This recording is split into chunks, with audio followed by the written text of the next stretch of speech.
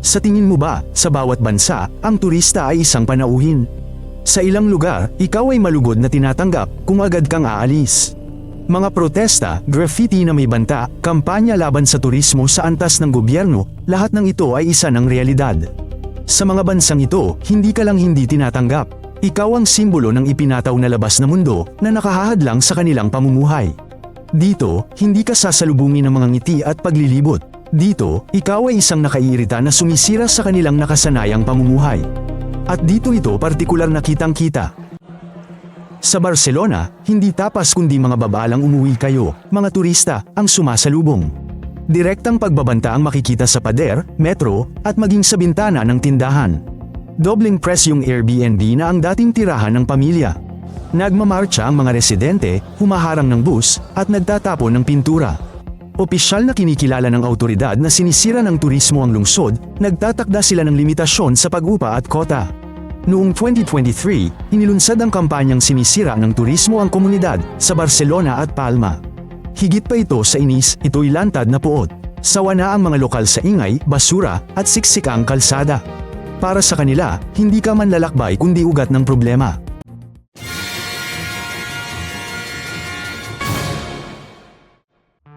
Pagod na ang Amsterdam. Noong 2023, inilunsad autoridad ang kampanyang Manatili sa inyong sarili. Target ang mga turistang dumadagsa sa club, damo, sex tourism. Mga babalang video, pagdating, multa babayaran, lumalabas online sa paghahanap flight. Pinaikli oras ng red light district, bawal manigarilyo sa kalye. 10 hotel at hostel nagsasara. Residente madalas nagrereklamo sa ingay gabi, basura, away.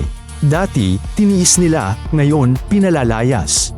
Ilang tindahan, nagpatupad limitasyon sa pagpasok turista. Pulisya, pinatindi patrolya sa sikat na lugar. Opisyal inamin autoridad, nawawala sarili lungsod, turista ay di bayani, kundi pinagmumulan problema. Matagal nagtiis ang Japan, pero sumuko na ang Kyoto. Sa makasaysayang Jin, ipinagbawal na ang pagkuha ng litrato sa mga lansangan. Hindi gusali kundi tao ang proteksyon, literal na hinahabol ang mga geisha, sumisilip sa bintana, at pumapasok sa pribadong bakuran ang mga turista. Reklamo ng mga paaralan sa sentro, hindi na makauwi ng payapa ang mga estudyante. Bahagyang sarado ang mga templo, may karatula, bawal kumuha ng larawan. Nanggugulo rin ang mga turista sa tren, binabalahura ang mga istasyon, nanunulak, akala'y nasa perya. Sa social media, dumarami ang Hapon na nagsasabing panahon ng umayos. Ang bansang kilala sa paggalang ay ayaw nang magtiis ng kawalang galang. Sa ngiti, inis, sa katahimikan, pagtanggi. Ang Venice ang naging una sa mundo kung saan kailangan ng magbayad para makapasok sa lungsod. Magsisimula ang pagbabayad para sa tiket sa sentro simula 2024. Ang dahilan ay simple, unti-unting namamatay ang Venice dahil sa dami ng turista.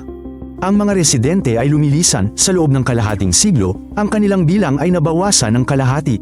Sa sentro, puro hotel at souvenir na lang, nagsasara ang mga paaralan at tindahan para sa mga lokal. May multa para sa pagkain sa tulay. Ipinagbabawal na ngayon ang mga milita na may gulong. Puno ang mga kanal, siksikan ng mga kalye. Ang turista ay hindi lang sagabal, siya ay naging isang kalamidad. Taon-taon ay nagaganap ang mga protesta, iligtas ang Venice mula sa turismo. Gumagawa ang mga aktivista ng mga placard, humihiling ng mga limitasyon sa mga cruise liner. Nasa bingit ng kapahamakan ang lungsod. Dito, hindi ka isang malugod na bisita, ikaw ang sanhi ng pagkawasak nito. Hindi na lungsod ng pag-ibig ang Paris. Siksik at punong pila sa sentro at metro. Reklamo ng residente, di makauwi dahil sa dami ng tour. Noong 2023, isinara ang iligal na gabay, hinigpitan ang kontrol sa turista. Delikado na ang Montmartre, ibinubunto ng galit sa dumaraang turista. Nakakainis ang pag-video, may ingay na grupo, at tourist train. Nagpapatrolya ang pulis 24/7. Sa cafe, naghahagis ng kutsilyo ang kusinero sa English speakers totoo. Pagod na ang Paris, mas nanaisin ng lokal na huwag ka nalang dumating habang nangangarap ka ng croissant. Noong araw, ang Thailand ay tinawag na bansa ng mga ngiti. Ngayon, mas madalas nang marinig ang mga banta doon. Pagkatapos ng pandemya, sinimulan ng mga autoridad ang kampanyang mapanuring turismo na nakatuon sa mayayaman at tahimik na manlalakbay. Simpleng salin, hindi kailangan ng mahihirap at maingay. Sa Pattaya at Phuket, sa mga nagdaang taon, naitala ang 12 dosenang pag-atake sa mga dayuhan. Ang mga turista ay nagrereklamo sa pagiging agresibo ng mga lokal, habang ang mga Thai naman ay sa kabastusan, basura, at paglapastangan sa kanilang kultura. Pinapakuha ng mga templo ang sapatos at bawal kunan ng litrato ang mga monghe, ngunit binabaliwala ito ng mga turista. Ang mga lokal na negosyo ay nagsasara, nagbibigay daan sa malalaking chain na nakatuon sa malawakang daloy ng tao. Nawala na ang paggalang, ang natira ay isang iritadong bansa kung saan hindi ka nabisita, kundi isang abala. Nagiging resort ng inuman ang Prague. Ang sentro ng lungsod ay puro ingay, away, at pulutong ng mga turistang nakasuot ng costume ng bote ng beer. Pinalakas ng mga autoridad ang pagpapatrolya, nilimitahan ang pagbebenta ng alak sa kalye, at nagpataw ng multa para sa maiingay na tour. Nagrereklamo ang mga tour guide sa mga lasing na grupo, at naging imposible ng tirahan ang mga apartment dahil sa magdamagang party.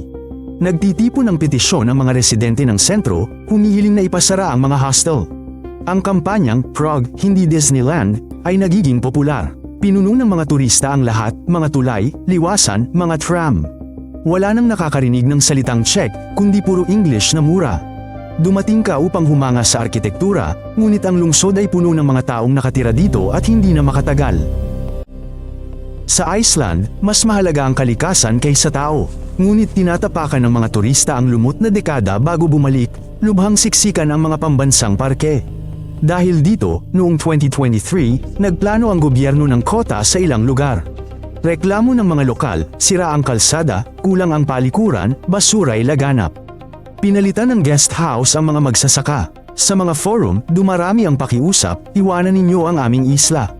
Nauubusan na ng pasensya ang residente, hindi na kinakaya ng Iceland ang dami ng bisita. Kung dati ay tuwang-tuwa sila sa turista, ngayon ay nag-aalala na sila. Gusto mo ng pakikipagsapalaran, gusto naman nila iligtas ang bansa mula sa iyong presensya. Ang Dubrovnik ay naging biktima ng sarili nitong tagumpay. Ang lumang lungsod na protektado ng UNESCO ay mas parang isang siksikan. Araw-araw, umaabot sa 10,000 tao mula sa mga cruise ship ang dumarating dito.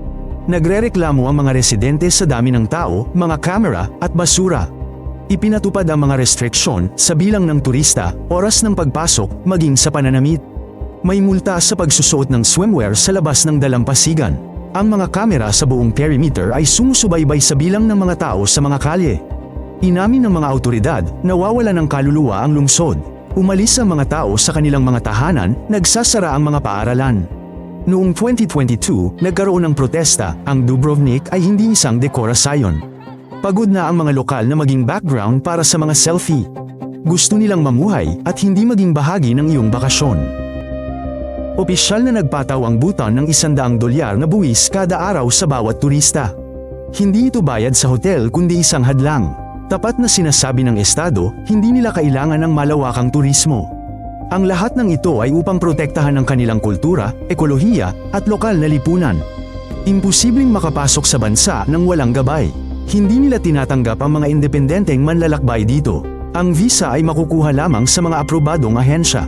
Ipinagmamalaki ng mga Bhutanese na hindi sila nagpabenta sa pera ng turismo. Nakita nila kung paano nito sinisira ang ibang bansa, kaya gumawa sila ng desisyon. Ang turista rito ay hindi malugod na tinatanggap, siya ay banta sa balanse. At kung hindi ka handang sumunod sa kanilang mga patakaran, hindi ka rito malugod na tatanggapin. Kung interesado ka, mag-subscribe sa channel na 10 Minuto. Sa amin, lahat ay maikli at direkta. Column.